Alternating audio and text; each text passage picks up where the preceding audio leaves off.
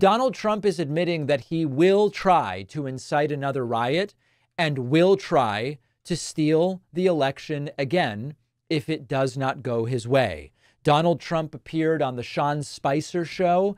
I apologize for the absolutely disastrous audio. I don't know if Antifa is running the audio on Sean Spicer's show. It's completely overblown.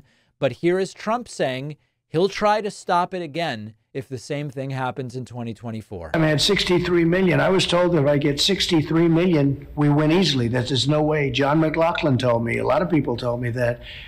But when they rig it or cheat, you know, there's not a lot you're going to do about that other than you have to stop it. Now we have to stop it second time. We're going to have to try to stop it.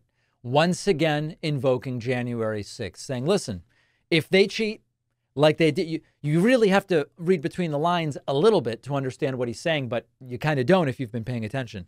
If they rig it like they did in 2020, after which I found it appropriate to incite a riot, meaning I, quote, tried to stop it, we will have to, quote, try to stop it again in 2024.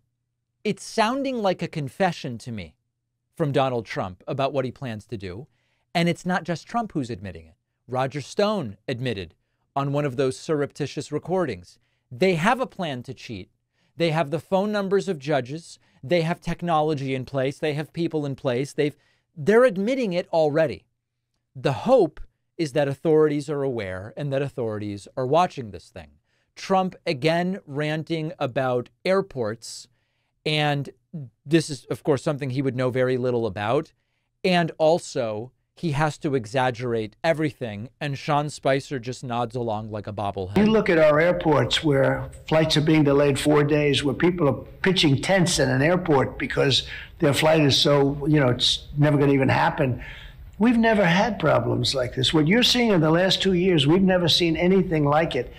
And we become like, you know, we are a failing nation. We've become a third world nation in many ways.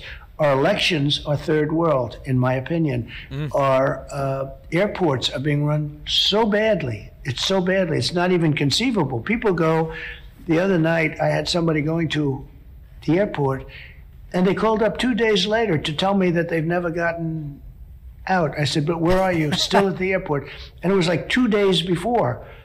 It was 2 days before or 2 days after. As usual, Donald Trump's story is laced with lies and confusion.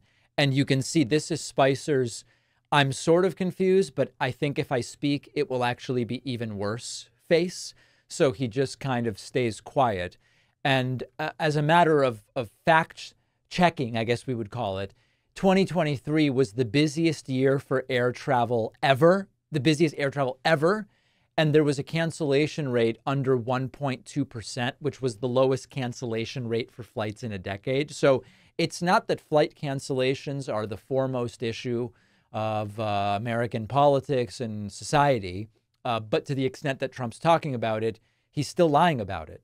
Lastly, Trump, continuing his delusions, says that when he goes to a rally and gives a speech, for the audience, it's like seeing the Mona Lisa.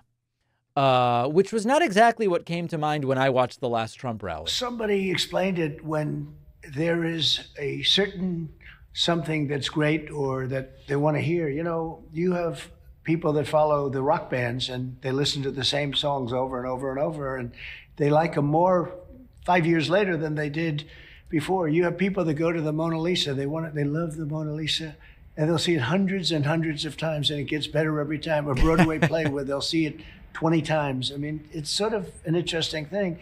And it's basically the same 20 subjects that you're talking about. So Trump is defending that he gives the same stupid speech every time by saying some people like hearing the same songs multiple times or looking at the Mona Lisa. So I've been to see the Mona Lisa.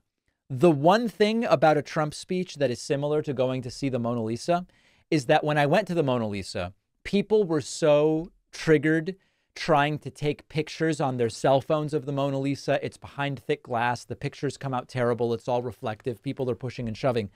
At the Mona Lisa, I was more interested in observing the behavior of others. And likewise, if I ever went to a Trump rally, which I hope never to do, my instinct is that I would be much more interested in looking at the people that are at the Trump rally and their behavior. That's That's the similarity that I can think of between going to see the Mona Lisa and going to see a Trump rally. But Trump, delusional as always, delusions of grandeur. Let's hope that they are slapped down a little bit, at least, on Thursday night at the debate against Joe Biden. We have a fantastic bonus show for you today. We are going to talk about a record death toll at the Hajj pilgrimage because of extreme temperatures. There's a Florida family suing NASA after a piece of space debris crashed through their home. And we will talk about Colorado's new AI law and what it seeks to do, whether it could be a model for other states, whether it will have absolutely no teeth at all. All of those stories and more on today's world-famous, award-winning bonus show. Oh, the bonus show where you want to make money, but everybody else that makes money to fund themselves is bad. Sign up at joinpacman.com. Alex Jones cries one tear of sadness for every new member that signs up at joinpacman.com. I'll see you then, and I'll be back tomorrow. It is time to start thinking like voters and to make sure that kids understand the importance of voting, how it works, registering, ballot initiatives, because so many kids just have no idea. That's why I wrote the new children's book, Think Like a Voter. I can think of no better time and no more important group of folks to try to reach. The book is now available at davidpakman.com/book, where, by the way, you can get the first 2 books in the series as well. Think Like a Detective and Think Like a Scientist. Really important stuff. Donate them to local libraries, classrooms, read them with the kids. davidpakman.com/book.